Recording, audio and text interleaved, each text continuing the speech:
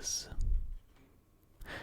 The journeys to which you refer, journeys that shake the laziness out of my system, I hold to be profitable both for my health and for my studies. You see why they benefit my health, since my passion for literature makes me lazy and careless about my body. I can take exercise by deputy. As for my studies, I shall show you why my journeys help them, for I have not stopped my reading in the slightest degree. And reading, I hold, is indispensable, primarily to keep me from being satisfied with myself alone. Besides, after I have learned what others have found out by their studies, to enable me to pass judgment on their discoveries and reflect upon discoveries that remain to be made. Reading nourishes the mind and refreshes it when it is wearied with study. Nevertheless, this refreshment is not obtained without study. We ought not to confine ourselves either to writing or to reading. The one, continuous writing, will cast a gloom over our strength and exhaust it. The other will make our strength flabby and watery. It is better to have recourse to them alternately and to blend one with the other, so that the fruits of one's reading may be reduced to concrete form by the pen. We should follow, men say, the example of the bees, who flit about and cull the flowers that are suitable for producing honey, and then arrange and assort in their cells all that they have brought in. These bees, as our Virgil says, pack close the flowing honey, and swell their cells with nectar sweet. It is not certain whether the juice which they obtain from the flowers forms at once into honey, or whether they change that which they have gathered into this delicious object by blending something therewith, and by a certain property of their breath. For some authorities believe that bees do not possess the art of making honey, but only of gathering it. And they say that in India, honey has been found on the leaves of certain reeds, produced by a dew peculiar to that climate, or by the juice of the reed itself, which has an unusual sweetness and richness. And in our own grasses, too, they say the same quality exists, although less clear and less evident. And a creature born to fulfill such a function could hunt it out and collect it. Certain others maintain that the materials which the bees have culled from the most delicate of blooming and flowering plants is transformed into this peculiar substance by a process of preserving and careful storing away, aided by what might be called fermentation, whereby separate elements are united into one substance. But I must not be led astray into another subject than that which we are discussing. We also, I say, ought to copy these bees, and sift whatever we have gathered from a varied course of reading. For such things are better preserved if they are kept separate. Then, by applying the supervising care with which our nature has endowed us, in other words, our natural gifts, we should so blend those several flavors into one delicious compound that even though it betrays its origin, yet it nevertheless is clearly a different thing from that whence it came. This is what we see nature doing in our own bodies, without any labor on our part. The food we have eaten, as long as it retains its original quality and floats in our stomachs as an undiluted mass, is a burden. But it passes into tissue and blood only when it has been changed from its original form. So it is with the food which nourishes our higher nature. We should see to it that whatever we have absorbed should not be allowed to remain unchanged, or it will be no part of us.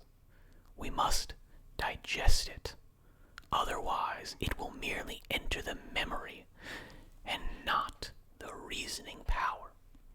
Let us loyally welcome such foods and make them our own, so that something that is one may be formed out of many elements, just as one number is formed of several elements wherever, by our reckoning, lesser sums, each different from the others, are brought together. This is what our mind should do. It should hide away all the materials by which it has been aided, and to bring to light only that what it has made of them. Even if there shall appear in you a likeness to him who, by reason of your admiration, has left a deep impress upon you, I would have you resemble him as a child resembles his father, not as a picture resembles its original, for a picture is a lifeless thing. What, you say, will it not be seen whose style you are imitating, whose method of reasoning, whose pungent sayings? I think that sometimes it is impossible for it to be seen who is being imitated, if the copy is a true one. For a true copy stamps its own form upon all the features which it has drawn from what we may call the original, in such a way that they are combined into a unity. Do you not see how many voices there are in a chorus? Yet out of the many, only one voice results. In that chorus, one voice takes the tenor, another the bass, another the baritone. There are women, too, as well as men, and the flute is mingled with them. In that chorus, the voices of the individual singers are hidden. What we hear is the voices of all together. To be sure, I am referring to the chorus which the old-time philosophers knew.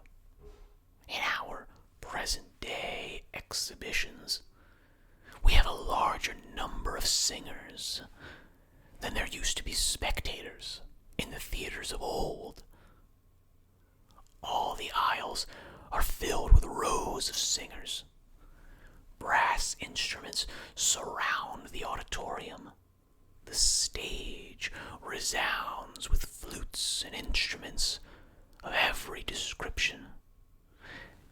And yet, from the discordant sounds, a harmony is produced.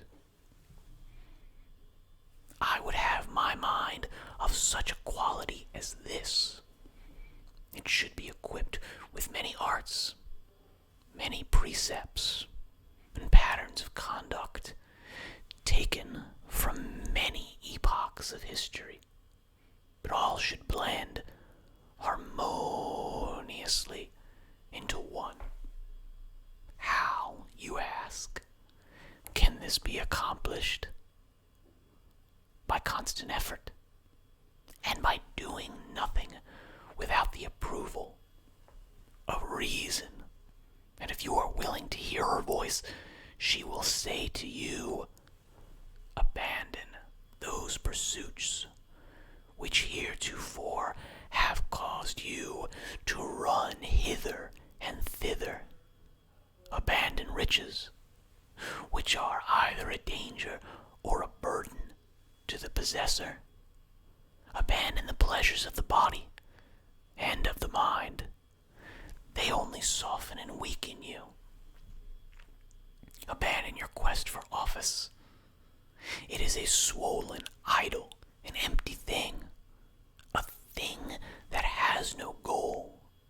As anxious to see no one outstrip it as to see no one at its heels. It is afflicted with envy, and in truth with a twofold envy. And you see how wretched a man's plight is if he, who is the object of envy, feels envy also. Do you behold yonder homes of the great? Yonder thresholds uproarious with the brawling of those who would pay their respects? They have many an insult for you as you enter the door, and still more after you have entered. Pass by the steps that mount to rich men's houses, and the porches rendered hazardous by the huge throng, for there you will be standing, not merely on the edge of a precipice, but also on slippery ground. Instead of this, direct your course hither to wisdom, and seek her ways, which are ways of surpassing peace and plenty.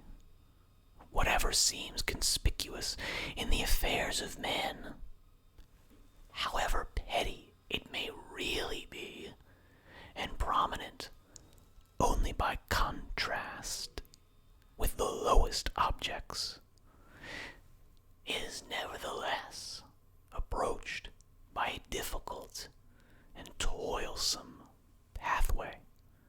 It is a rough road that leads to the heights of greatness. But if you desire to scale this peak, which lies far above the range of fortune, you will indeed look down from above upon all that men regard as most lofty